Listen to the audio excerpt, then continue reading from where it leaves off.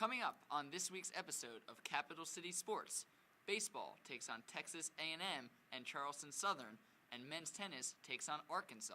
And we'll take a look at Gamecock football spring practice and what some Gamecock athletes had to say on April Fool's Day. This is Capital City Sports.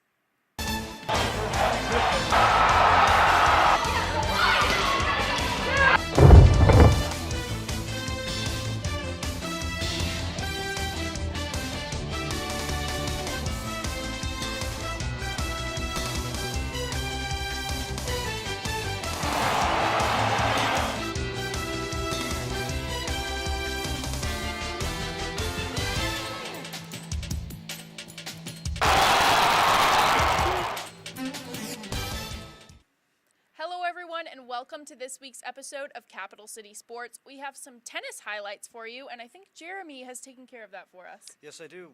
Last Friday, the men's tennis team took on Arkansas, and so I made this highlight for you. I hope you enjoy. Last Friday, the men's tennis team took on Arkansas, featuring the #1 doubles team of Chip Cox and Svetlana Mihov. USC committed many unforced errors during the entire match as Arkansas gets the early break after Chip Cox volleys the ball out. Arkansas leads 1-0. Here, Mihov hits his backhanded volley into the net. Arkansas gets the double break and leads 3-0. Arkansas leads 6-2 after a nice volley down the middle. USC now trails 2-7 and gives Arkansas 2 match points after Chip Cox hits the ball out. After Mihov hits his forehand into the net, Arkansas wins 8-2. Arkansas also won its other 2 doubles matches, so they win the best of 3 doubles and get 1 overall point. USC now must win 4 singles matches in order to win the overall competition. And now we transition to singles play, where USC's #1, Svetlana Mihov, in the lightly colored shorts, played against Manfred Yaski. Mihov held his serve at love and leads 1-0. However, Arkansas would break serve and lead 2-1 after Mihov hits the ball into the net. Here, Mihov hits 2 nice backhands followed by an overhead to win the point. He would break back in this game and tie the score at 2-all. Mihov would break his opponent's serve again, and after a good backhand shot by Mihov, Arkansas hits a poor return shot out. USC wins the set 6-4. Mihov gets the early break in the second set after his opponent hits his backhanded slice into the net. USC leads the second set 2-0. Arkansas would not make a comeback in the second set, as Mihov wins his match 6-4, 6-1. USC would also win 4 other singles matches, which means USC wins the overall competition 5-1. USC improves their SEC record to 4-3, and their overall record to 13-7. Jeremy Urso, Capital City Sports. Well, that was a fabulous highlight, Jeremy. Thank you for that. Well, I made it just for you. Well, thank you. We appreciate that. No Can you tell problem. me a little bit about the game? Well, yes, one thing I noticed, men's tennis, they definitely hit the ball a lot harder than women's tennis. Really? Yes, no, not the stereotype, but men tend to have more power than women, especially when in pros and on the ATP tour compared to the WTA. But also that's because men have more of a upper body strength, and women tend to have more lower body strength. Makes sense. Svetlana Mihov is a pretty good #1 singles player for our team. He's got a nice faux hawk. Got a nice beard. Faux hawk. Yeah, he hits. Interesting. He hits the ball pretty hard. One thing I would like to know in the future is to see if he can hit the ball consistency, because consistency is key to winning tennis matches. Right. I don't care how hard you hit the ball. You have to be consistent and be able to hit that ball nonstop. You have to be like a robot. And that's what separates a good tennis player from a bad tennis player. That's what separates the men from the boys. Overall singles competition, we did very well. We won 5 singles matches, even though we only needed to win 4, but whatever. Anyway, But one thing that I was very disappointed in was our doubles game. We got swept in doubles.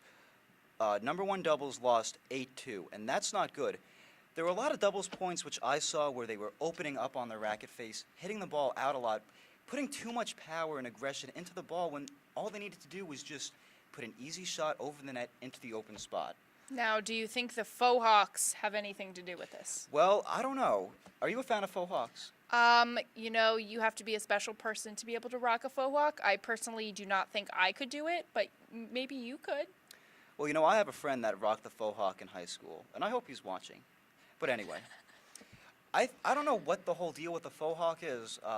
I don't know if it's something with team unity. Maybe I he's don't trying know to get more fans to come out. Maybe, they did have a lot of, girls attend this event. I saw more girls at the men's tennis team match than boys at the girls tennis team match. So That's interesting. it is, but anyway, I don't know what the whole deal with the faux hawk is. I don't know if it's team unity. I don't know if they made a bet with the coach, but And lost that bet? I don't know, or maybe they won because the coach had some hairstyles as well. I mean, Really? Honestly, I wish I had their hair. I mean, whoever's cutting their hair, that barber is getting paid good money. I'll tell you that. Well, I'm glad this has turned into a tennis hair segment. Yes, it has. Well, anyway, back to tennis. By the way, I don't know if people were wondering, Kyle Cook, our number 5 singles player, he did win his match, I believe, extending his winning streak. Speaking of winning streaks as well, the men's tennis team also won this past Sunday, and now they have a 4-game winning streak. Wow. And they have won the most singles. They have won, I believe, 4 or 5 conference matches, which is the most since 2006. So we are really improving our tennis team. So Gamecock fans should get out there and support their tennis team. I then, really right? think you should, and it's a 3-hour event. This one from 5 p.m. to 8 p.m. But you know what? It's very fun. It's exciting. You can win prizes. They have a great halftime show. Yeah, I was going to say there's some festivities that take place during tennis matches. Yes, You want to tell us a little bit about that? Well, yeah, during the halftime, they had a bucket in the court, and every person who attended the event had a tennis ball, and they threw the ball from the stands, and whoever landed the ball into the bucket would get like an iPod Shuffle, Ooh. which is pretty cool. There you go. You could sell that on eBay for pretty good money too. Or you so. could use it. Or yes, you could use it and listen to music. Well, is there anything else you'd like to add for our tennis analysis here? Main thing, like I said before, consistency. I want to cover more matches. We don't have that many left in the year, but I want to cover as many tennis matches as I can, just to see where this team is at with consistency, with hitting their forehands and backhands and their serves. Another big difference I saw, these men can serve the ball. They serve hard, and they can hold their serve. Compared to the women's team, the women don't hold their serve as well as the men.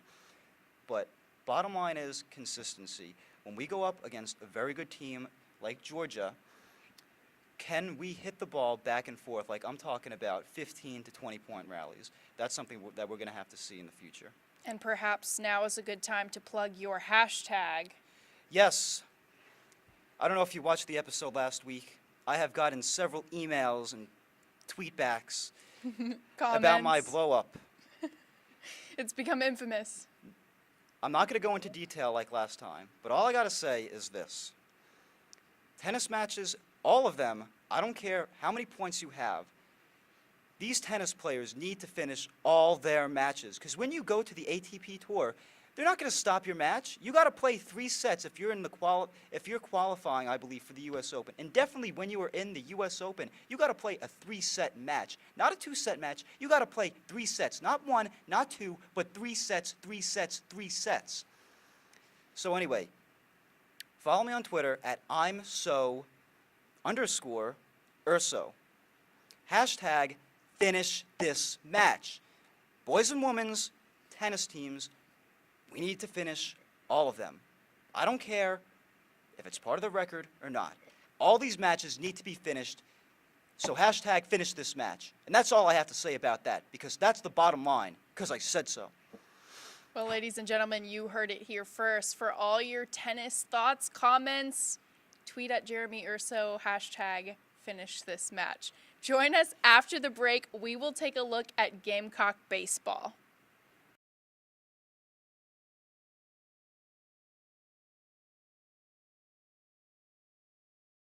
Hello and welcome back to Capital City Sports. Zach Brown is here with us now to break down baseball from this weekend. Zach, what do you got for us? Well, the Gamecocks took on the Aggies from Texas A&M over the weekend, looking to bounce back from a rough sweep from the Arkansas Razorbacks. And during the week, Tuesday night, we took on Charleston Southern.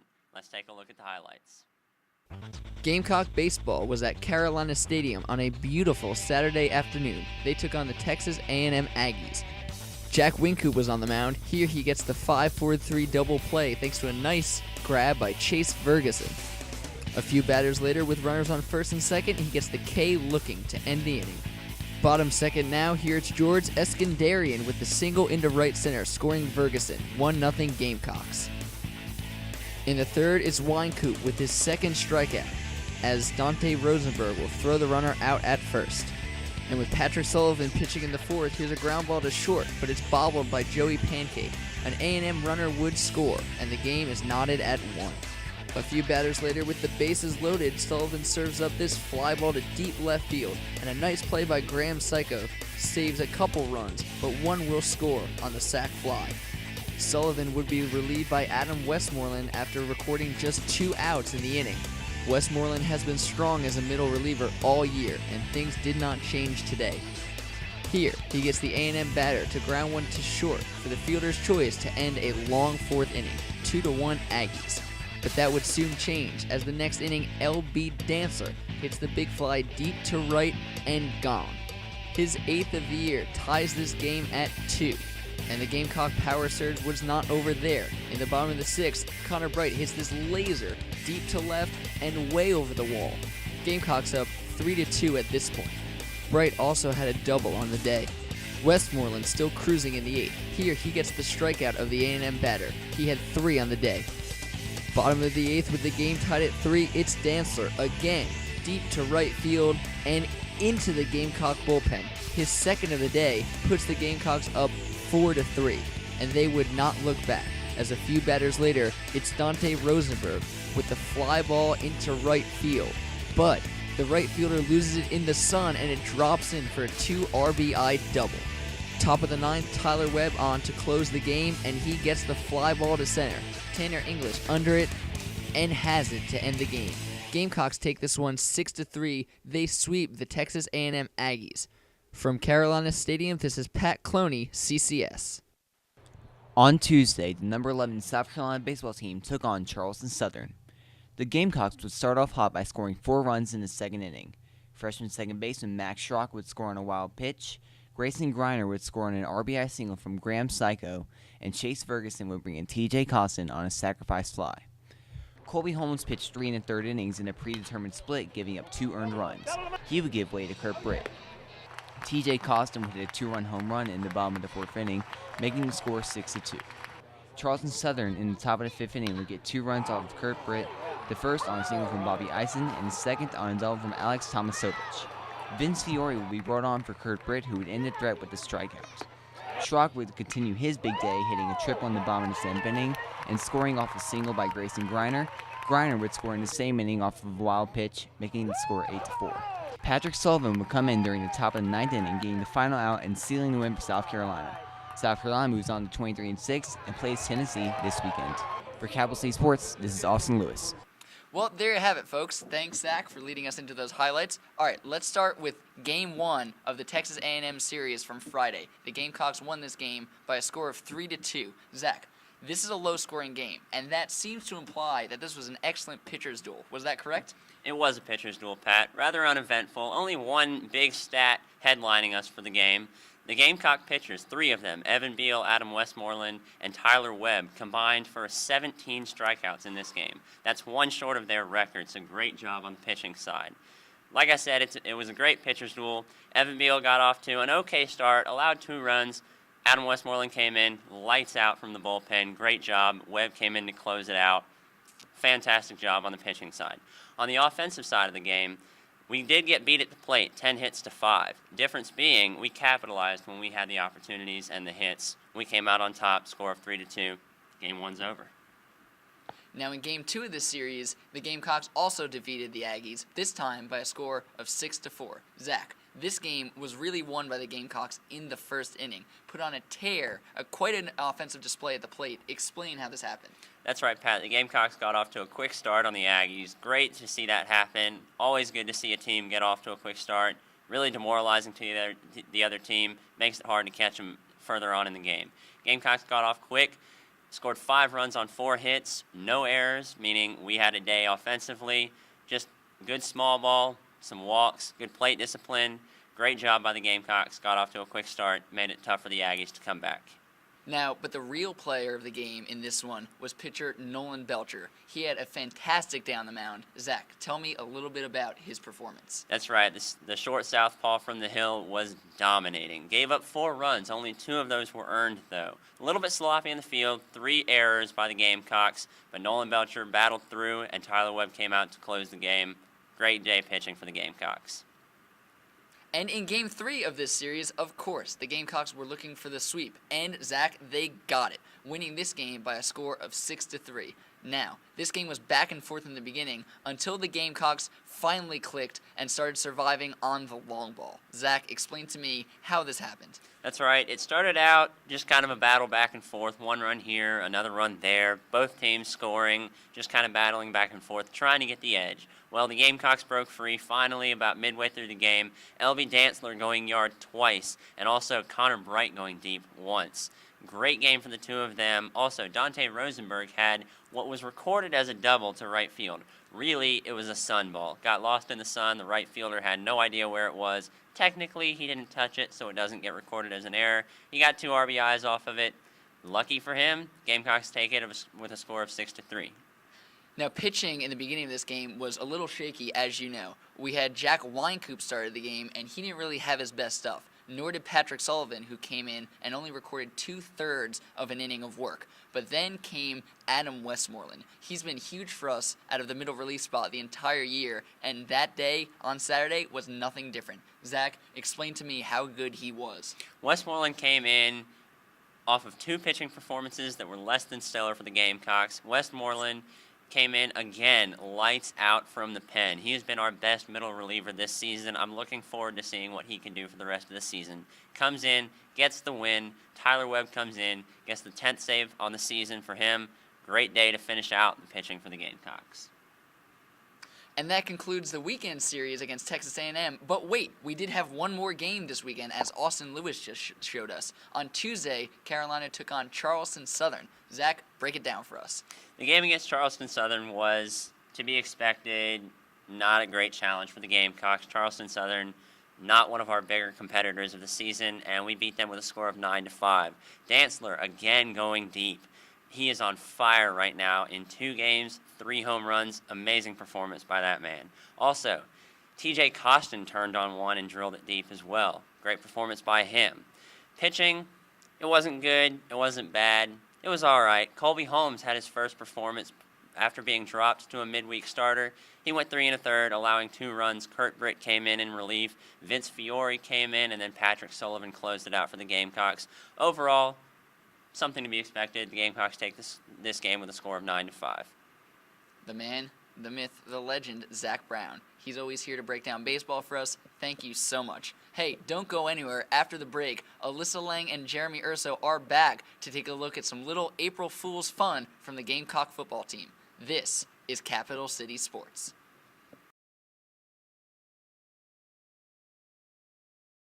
March 28th, the Gamecocks had their first scrimmage of the spring season. Jadavian Clowney participated in practice even though he will not be participating in the spring game this year. New upcoming quarterback Connor Mitch seems to be adjusting well to the team, so look for him to be a great backup for Dylan Thompson in 2014. Dylan Thompson played great last season with 66 completed passes for 1,027 yards and 10 touchdowns in just 11 games. Spurrier believes Dylan will be sharing playing time with Connor Shaw in the fall. Connor Shaw didn't suit up for practice due to injury. He will not be playing in the spring game as well. Spurrier says that Shaw is still the team's running quarterback. Just off the basketball court, Bruce Ellington was back on the field. This is his last year playing for the Gamecocks, and he says he wants to go out strong. Shaq Rowland was the top receiver with 3 catches for 40 yards during the scrimmage. Spurrier said that he stays hustling and had a good practice overall. Mike Davis was the top rusher with 3 carries for 31 yards. After the scrimmage, Spurrier said that the offense still has a lot to work on, especially blocking. He mentioned that all the young players are working hard and look good for the fall. Spurrier hopes to have another scrimmage Saturday, April 6th. This is Nicole Butler and Aisha Marshall for SGTV Capital City Sports. Okay, hello everybody. We are back with our final segment. So, Alyssa, this past April Fool's Day, what's been going on with these football players and their tweets? Well, you know, the Gamecock football team, they like to be comedians, right? They like to joke around, and a couple of them took advantage of April Fools and some Gamecock fans by tweeting some interesting things on Monday.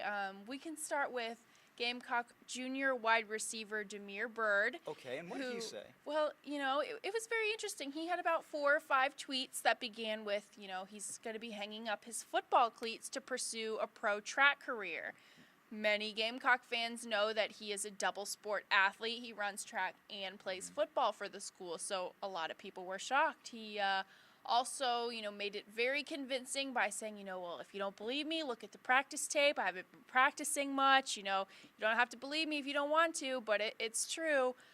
He then went on to say that we could catch him in Rio, insinuating that he would be running at the Olympics. Very, very sneaky by Demir, but then he did later come back and say, you know, after talking with his family, friends, and coaches, he felt it was only right to hit Gamecock fans with the April Fools. Very sneaky by Demir. And well thought out, right? Absolutely. Now, one more player, not too many of them, actually a couple more players, but Bruce Ellington also tried to come up with a little April Fool's trick. It was okay. It was pretty decent. I'll give him a 5 out of 10 for this effort. He said that he was done playing football. Done. Not very creative. He's just done playing football, to which Dylan Thompson then replied, bro, get a little more creative, man. He was not impressed with Ellington's April Fool's tricks. And then finally, Mike Davis was not feeling the April Fool's spirit at all and said he would not be participating in any April Fool's Day tricks. So there you have it. Well, Gamecock comedians at their finest. anything else you'd like to add? That's it. That's going to do it, you know. Follow those Gamecock guys on Twitter. They will make you laugh. Well, all right, people, that's going to be it for our episode this week. Be sure to follow us on Twitter at CCS at SGTV? On SGTV. At CCS on SGTV. Be sure to like us on Facebook. Anything else that I'm Nope, forgetting? that's it. Okay, so be sure to have a great week. And if not, we'll make one for you. Thanks again for watching. We will see you next week.